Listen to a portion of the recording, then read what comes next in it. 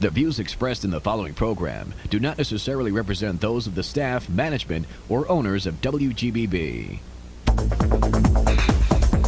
It is time for Streetwise, sponsored by the New York Veterans Police Association and Streetwise Production, with former Chief of the New York City Sheriff's Department, former Chief of the Seagates Police Department, retired Detective, New York City Police Department, and former New York City Correction Officer, Mr. Lou Telano.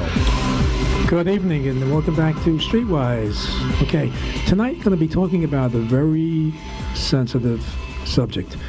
And my guest actually put it into a book form. I want to introduce my guest, who's an author, therapist, life coach, social worker, actor as well. And he has a great book out there, Unshattered Dreams. Now, the book is about an inspiration guide to a happy and successful life after a difficult childhood. Now, I want to welcome to my show, we're going to talk about that. We'll talk about his difficult childhood. Welcome to Streetwise, Paul Novello. Thank you, Lou. I am honored to be here tonight and to be a part of your show. You're a very distinguished host, and I'm very happy to be here. So thank you for having me on. Oh, thank you for saying that. We rehearsed that pretty good. So, actually, the book actually reflects your childhood. Yes. Now, your background is you were brought up in a horrific environment. Your father being an alcoholic, pretty much, and he was an abusive dad to your mom and your siblings as well. That's correct. Yeah. My father was a violent, abusive alcoholic, and caused a lot of dysfunction in our household growing up. I was the youngest of three children, and witnessed a lot of violence and abuse as a child, primarily against my older brother, who really was the target for my father's aggression. And the aggression is what? It's physical? It was verbal, it was emotional, and physical abuse. Right. So are you saying that just was targeted to your older brother? How about you and your third brother? Or well, actually, to all of us. I was the youngest, so there's a bit of a gap. My brother is 6 years older than I am, and then my sister in the middle. They were 15 months apart, and then I was much younger. So yeah, he for some reason was the one that got the brunt of it. I guess being the oldest. The oldest. Yeah. Yeah, that's what. So he kind of took it out on my brother a lot. Right. Let's talk about that. What did he take out? What was his reason? And what was aside from being an alcoholic? Did he feel? Do you know that was a failure in life, or the anger? A lot of rage would come out, particularly when he was drunk, and just it would come out in all those ways. Towards my mother and towards my older brother. Okay. Now, of course, you had a lot of trauma and physical and mental abuse in your household. Mm-hmm. But why did you sort of, I'm going to say, to use the word divulge, why did you divulge that about your personal life and what you were subject to into a book form? Well, that's a great question, Lou. I really kind of wrestled with this a lot, but because I did make myself very vulnerable in this book, by disclosing my personal history and my story. But I really felt that I was in a unique position because having come through it and then having become a professional therapist and then transitioning into life coaching and being a life coach, having worked through all of that on my own personally and then professionally, and being able to use my knowledge, not only my professional experience but my personal experience, and kind of bringing that together, I really felt I was in a unique position to be able to be a voice, to kind of shed light on something that most people don't really talk about. Well, some of the things you do talk about, and you're saying that as far as your book is concerned, you feel that your book is a tool for self-examination. self-examination to people that were subject to what you endured? Yeah, I mean, I really think anybody can relate to this book on some level, whether you had mild conflicts growing up or severe trauma or abuse. And I don't. It's not all my personal story throughout. It's not. In other words, it's not a memoir per se. Right. But I use my personal story as a way to highlight the points that I'm making within the book. And so that's, I felt would be a good way to kind of use my history in that sense to inspire and bring hope to people, to show you that you can actually transform your life. So in other words, they can overcome the pain of a difficult childhood and growth tips like you pretty much saying in your book. Yes. So to really, my, I guess, hope is to be an inspiration to people to say, look, I did it. You can do it. Very good. You can really, you can have a happy and successful life. You can do it. And I think a lot of people fall into the victimization and the negative mindset and the negative behaviors, and they get really weighed down by all of that. Now, in your studies, of course, you've been doing therapy yourself, and you're a therapist and life coach. What is usually the result of someone or a young child that had to live through the type of environment, domestic, violent home growing up? What usually happens? Obviously, you seem to be successful in what happened to you, right? In your story. But what usually happens to someone in adulthood? Well, interesting. Just to give you a little bit of statistics here, but nationally, about 50% of children are at risk of some form of neglect or physical abuse in childhood. And currently, about 3 million children in the United States live in an abusive home environment. Right. We're talking about a lot of people here, right? Absolutely. So the effects of that are enormous. I mean, they impact people on so many levels. Interpersonally, it could be low self-esteem. It could be, lack of confidence, a lot of fear or anxiety, stress, physical symptoms. It could affect people's health and well-being because people then go into negative behaviors to kind of deal with the negative emotions or feelings that they're experiencing. And so they might wind up becoming alcoholics or, drug addicts, or develop abusive behaviors that they've witnessed on their own. So they might succumb to that as well. Or become a criminal. In worst case scenarios, sure. They become anti-social. Yes. As a result of... that can definitely happen. Right. Now, most people would... I have to say you're sort of an exception. You're not an exception because you gave us the facts and the stats on that it's not isolated what happened to you. It's many of young kids growing up all over. But yet, most people would not want to divulge this for one reason I could think of is embarrassment. Or what's one of the main reasons I would think somebody does not want to talk about what happened to them as a child because maybe they feel they might be perceived differently. Well, there's a lot of shame around it, and that inhibits a lot of people from really being honest and allowing themselves to be vulnerable. But I really felt that that's what I wanted to bring out, because I was able to. I didn't have a lot of fear about being able to divulge my story because I knew it was going to be done in a way that was going to benefit other people. And I really think by doing that, it would give a voice to it, and people would be more open to discussing these things. So I wanted to start a conversation around it.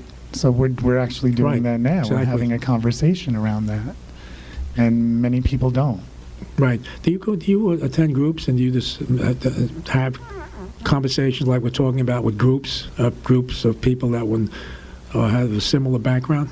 Well, in my own healing and recovery, Right. When I was younger, I did. Okay. Yeah, but there are tons of groups out there, as we know. Right. Right. There's ACOA, which is Adult Children of Alcoholics. There's Uh-huh. Al-Anon for family members of alcoholics or abusers. So there's a lot of support and resources out there for people, and I write about that in the Okay. book. And I actually give people a whole list of resources that they can tap into.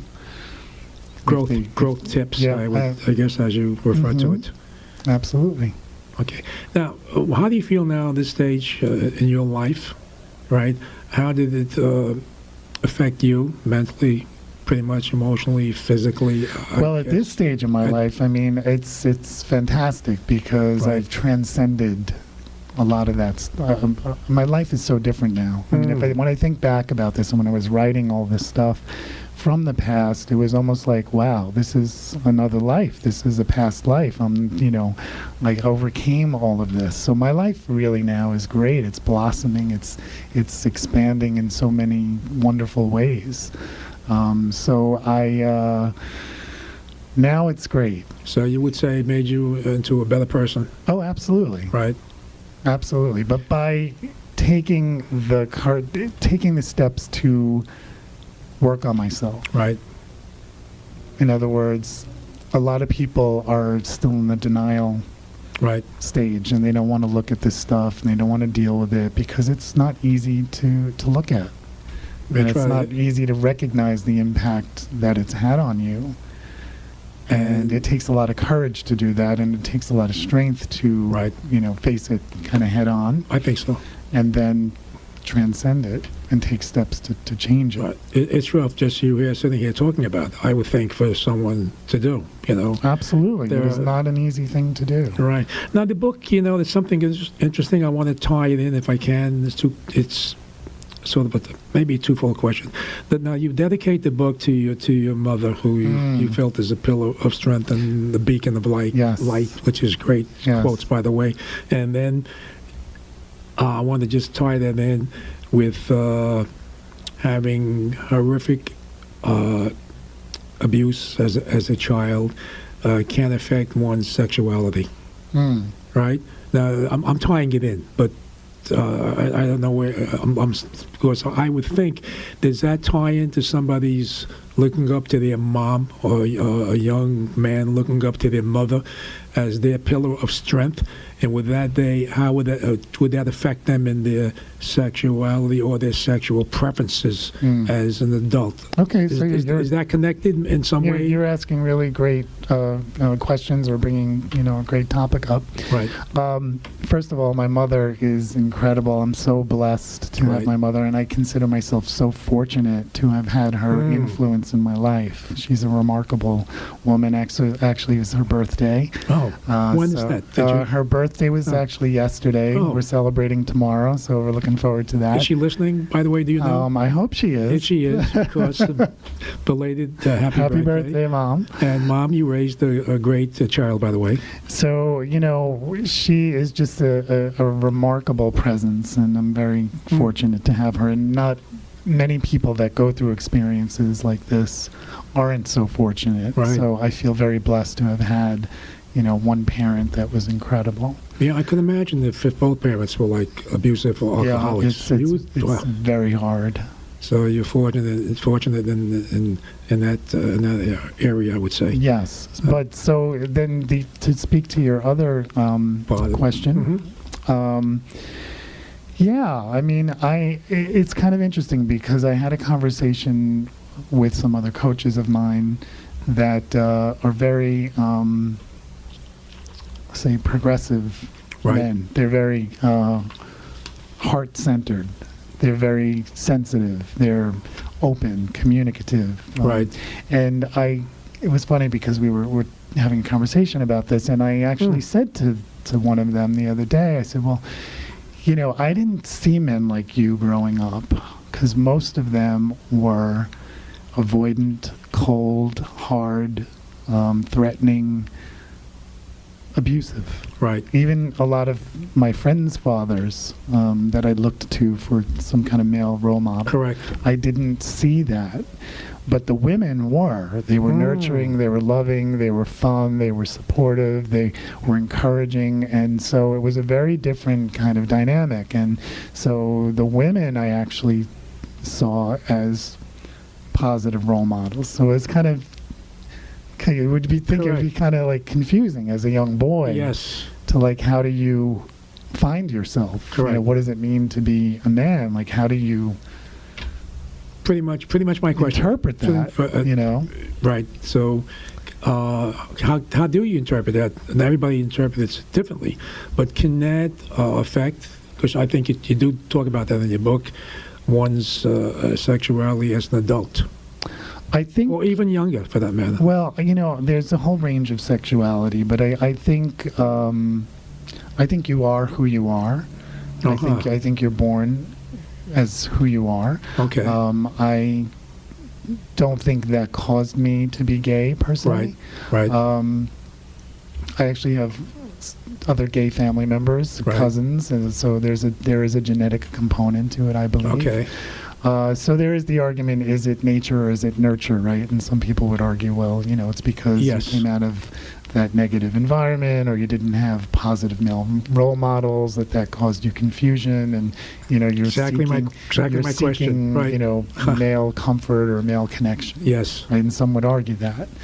But I know many gay men that have had wonderful upbringings and have wonderful relationships yes. with their dads, and they're gay. And they're gay. So it's I don't really have an answer, I guess, as Okay. to whether it's nurture or nature, or.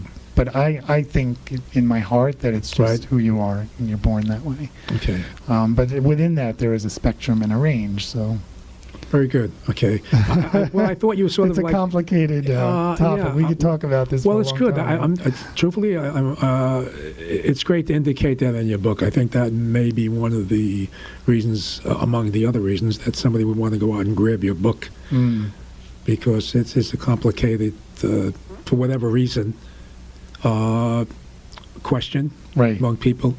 You know, did the chicken come before the egg, or the egg with chicken? Right. So pretty much something like that. So, but there's probably no answer, I would think. And then what's kind of interesting is why do we even have to ask that question in a way, right? Right. Why did I bring it up? No, well, no, I mean, we bring it, I do write about it in the book. Correct. But, I mean, just in general, right, as a society, like, why do we have to question why someone is a certain sexuality, right? Right. It's interesting. Oh, that's good. Very good. Because we don't ask someone, well, why are you heterosexual? Right. Nobody will ask me. How And come I got- look for the reasons why, right? And nobody will you ask, are. Yes, and nobody does ask me why. Yeah, it's true. And I never get the question, why do you have 30 girlfriends? I do that because my intern's here, and she gets a kick out of it. She's sitting on there, so she thinks I'm a dirty old man anyway. But she doesn't realize I was a dirty young man, so nothing's really changed. So, but you know, what's also interesting in your book is that your father was abusive. He was an alcoholic. He abused your oldest brother. He wasn't great at home. And he booked on you guys, correct? He left you, Yeah. correct? Well, my Well, parents divorced. Or they divorced, but I mean, Yeah. I want to use the word maybe abandoned. I want to tell you why. Yeah. Am I close to that? Yeah. And just looking through your book. But the reason why I'm saying that is because he remarried and raised another family, correct? He did. Yes. Right. So how does that? It's. I can understand it in one way, and another way, I look at it in the question and talking. I had mentioned my secretary, who's here, my aide, or she had a good thought on that, and she was saying that maybe because he didn't want to look back and he wanted to start all over again, so maybe he had a little, guilt of what he'd done. Yeah, I think there is definitely something like a that? component to that. Right. Absolutely. Right.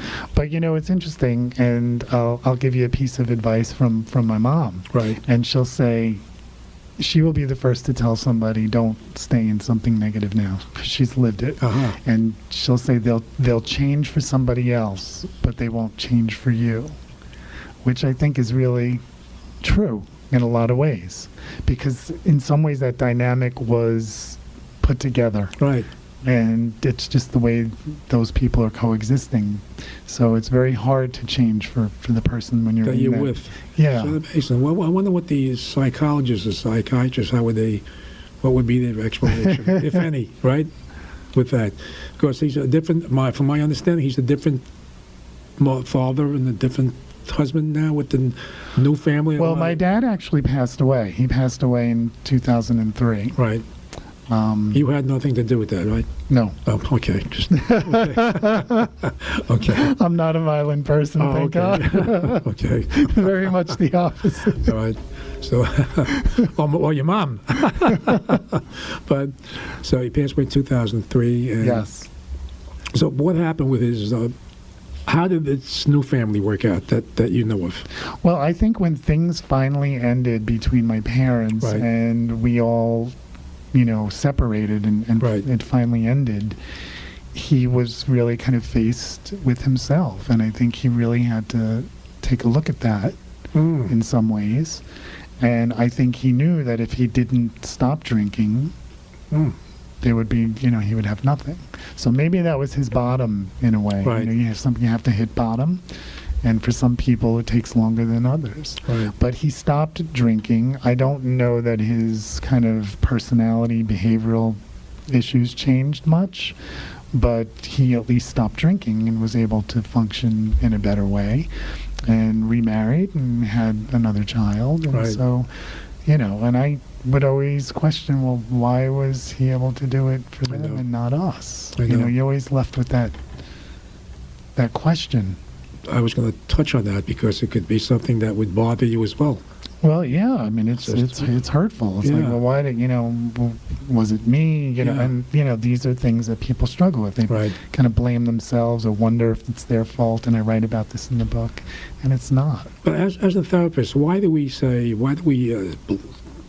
I'll sit and you'll see. Why do we blame ourselves? Why do we do that? In other words, we feel it's something that we do. Did we do something wrong? Right? Mhm. And we want to sort of share the blame ourselves and why he was like a alcoholic or why he was abusive. Mhm. And Well, it's very common for children to Right. take that self-blame on. correct. They think, it's something they did or they didn't do that caused the certain behaviors. But it's never a child's fault. Right. I write about that a lot in the book. Now you there's a quote in the book which I can relate to, make a comparison to similar things like say serial killers or people that have a history in their family of criminals, grandfather, father, and son, which we talked about before we went on the air. This is your quote, great quote. Victims all tend to be victims of victims. Mm-hmm. Well, let's break that down. Well, I mean, what I'm talking about there is that generational cycle Right. of abuse. So that's very common, right? So your experience has been you were a victim of abuse. You came out of a dysfunctional situation. And that's what you know, right? You know it from having lived that. You know it unconsciously, and you think that's the way to be in the world.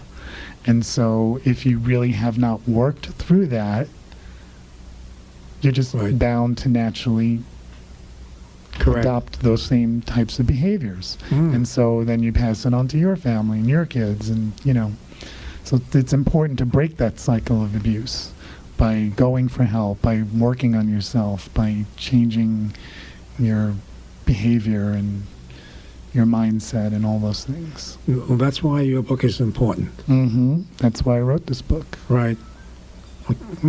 It's great because I look at, okay, so what how do you break that cycle? How did you break that cycle? 'Cause obviously you're not what your father was. No, and in many ways it's interesting because when we talked about role models earlier, when I saw my father, I consciously knew it, that I did not want to be like him. So that was like, no, don't do that. That's not who I want to be. And so I went in a different direction. you know. But that was like a conscious thing I knew, even growing up. But I think by becoming consciously aware of these things, by self-awareness, by recognizing it, and by taking steps to change it. So whether it's seeking counseling, whether it's going to support groups, whether it's working through it in yourself in some way, to transition that and change it. Well, my guest is Paul Novello, and he's the author of Unshattered Dreams. Paul, interesting book. How can someone get your book, or people can contact you? So just if you want to give us all the contact or information, how to get your book, and or maybe even sort of communicate with you in some way. Absolutely, Lou. Thank you. Well, the book is available on Amazon, Kindle, BarnesandNoble.com, and the Nook, as well as some of the other digital readers. And if you want to find me, you can just go to unshattereddreams.com, www.unshattereddreams.com. There's all my information there. If you order the book through unshattereddreams.com, I can send you a signed copy. I can't sign any of the books on Amazon or Barnes & Noble, but if you order it through the unshattereddreams.com website, then I would certainly be happy to send you an autographed copy of the book. Great. Now, I'm just going to ask you to repeat that again to give people time to get a pen or pencil. So, sure. It's www.unshattereddreams.com, and it's one word, so there's two Ds with the unshattered and then dreams.com. So I would, have you got I would think people who are in the social workers or therapists or educators, even psychologists, psychiatrists, I think they should sort of go through your book. Well, I'm getting really nice response from it. And the thing that's, I think, makes this book a little bit different from a lot of the psychology books out there is that it's written in very simple language. I write it in very plain language, as if we're just having a conversation. And there's not a lot of clinical jargon or, things like that in it. It's just, I take complex concepts, but I write about them in a very simple way. And speaking of that, I think you also say this book is no medical or psychological claims. I think you don't, in other words, you're saying it's not written in stone what you're putting in the book. In other words, it's not a cure-all. No, exactly. It's like it's to give you insight, enlightenment, inspiration on your journey. I like that, yes, because there are a lot of people who could use that in their journey. So do you know people that you've had contact with that actually you've helped to overcome what you pretty much overcome as in your childhood? Yeah, and there are actually some stories in there in one of the chapters. You mentioned people and places. Yes, you do. And that's really I'd like to have included some of them, which is great. And the other thing I just want to say about this book, what's really cool is that I know we have to stop, but I take you on a journey. So the first part is the more of the therapeutic process of what you need to go through and what you need to look at to address, to overcome. The second part gets more into the here and now. So like basically once you've resolved those issues from the past, what do you want to do with your life? Where do you want to take yourself? What's your vision for your future? Because in many ways your life just started. And that's exciting to me. I mean, that's worth just to buy your book alone is for that. Just to find out where the heck they're going. What's tomorrow, right? Exactly. We know what happened yesterday, but let's think about tomorrow. Yes, because you can create that. I want to thank you for being my guest. Lou, thank you. The book is Unshattered Dreams. Just quickly, where can they purchase your book again? Sure. Go to www.unshattereddreams.com, and it's also on the Amazon and Barnes & Noble. Great. I think you enlighten a lot of people, Paul. Thank you so much, Lou. And I want to thank you for doing that, because you are some of your help to people that can use this help. I appreciate it. And Paul Novello. The book is Unshattered Dreams. And this is Lou Telano, and I'll catch you later.